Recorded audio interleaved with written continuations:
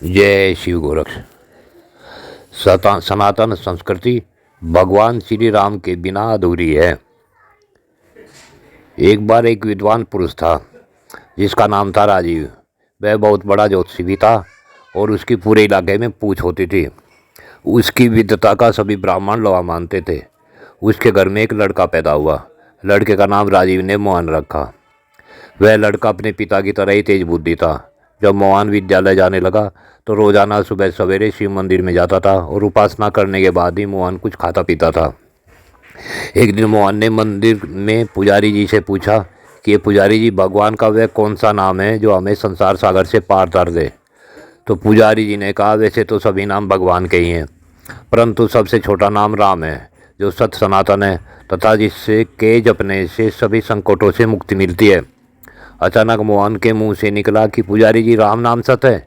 पुजारी बोला, हाँ, राम का नाम ही सत है, परंतु यह वाक्य तो किसी मरे हुए आदमी के पीछे जाने वाले ही बोलते हैं। मोहन बोला, वो क्यों? पुजारी जी बोला, यह बात तो बेटे मुझसे ज़्यादा अच्छी प्रकार से तुम्हारे पिता ही तुम्हें बता सकते हैं। जी अच्छा, कहकर मोहन अपने घर आ गया और उस तेज बुद्धि मोहन का दिमाग बड़ी तेजी से राम के नाम का मंथन करने लगा। सोचने लगा, मोहन की मरने वाले के पीछे चलने वालों को राम नाम सत्य क्यों बोलना पड़ता है? ऐसा क्या है राम के नाम में? इन्हीं विचारों में खोआ हुआ था मोहन। रात्रि में राजीव बोला, बेटे क्या बात है, इतनी कम उम्र में तुम क्या सोचने लगे जो तुम्हारा दिमाग काफ़ी थका हुआ लग रहा है और चेहरा भी उदास है? मोहन बोला, पिताजी, मुझे आज पुजारी जी ने बताया कि भगवान का सबसे छोटा नाम राम है, परंतु राम का नाम तो मनुष्य के मरने के बाद अर्थी के पीछे जाने वाले ही क्यों लेते हैं। अब राजीव ने सोचा कि बच्चे को सही रास्ता दिखाना चाहिए और बोला, बेटे मोहन, राम का नाम हमेशा जपने वाले को ही मोक्ष की प्राप्ति होती है। मोहन बोला, पिताजी, राम तो राजा दशरथ के यहाँ पैदा हुए थे। राम के जन्म से पहले भगवान का सबसे छोटा और सबसे शक्तिशाली मंत्र कौन सा था? राजीव बोला, बेटे मोहन, राम तो सदा सदा से हैं।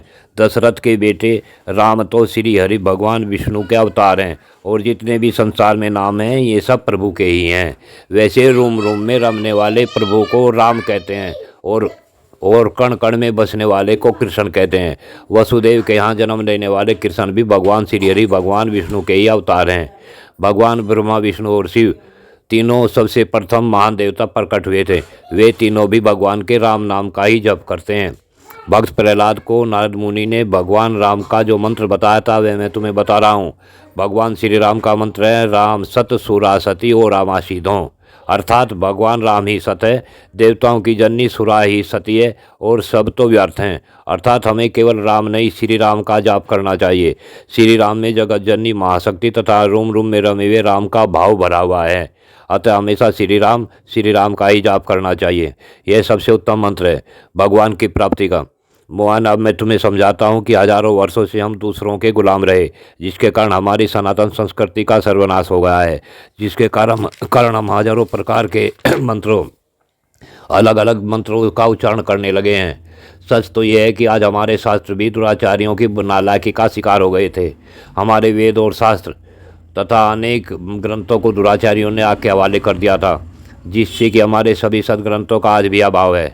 यह तो सनातनियों के भाग्य की बात है और प्रभु श्री राम की कृपा है कि भारत भूमि पर महान पुरुष पैदा होते रहते हैं, जिनकी अंतरात्मा से प्रभु की प्राप्ति के तथ्य सनातनियों के सामने आते रहते हैं। जब जब भी हमारी सनातन संस्कृति का दुराचारियों ने विनाश किया, उसके पश्चात हमारे यहाँ प्रभु कृपा से संत पुरुषों ने जन्म लेकर अपनी संस्कृति को दोबारा जीवित किया और आगे भी महान पुरुषों का आशीर्वाद सनातन संस्कृति पर बना रहेगा।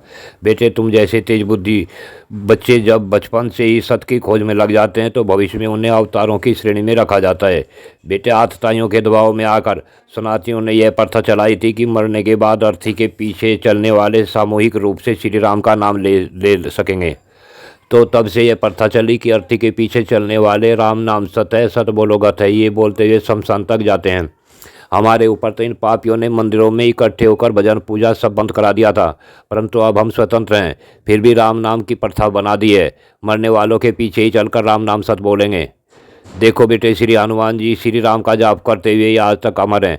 श्री राम का जाप करने वाले श्री नारद मुनि भी आज तक अमर हैं। सभी देवी देवता श्री राम का जाप करते रहते हैं। भगवान श्री राम पूर्ण ब्रह्मांड के रोम रोम में बसे हुए हैं। अतः हमेशा श्री राम का ही जाप सर्वोत्तम है। जिसने श्री राम को समझ लिया और श्री राम में अपने को समर्पित करके जाप किया तो प्रभु श्री राम उस जीव को मोक्ष प्रदान कर देते हैं। जय शिव गोरक्ष।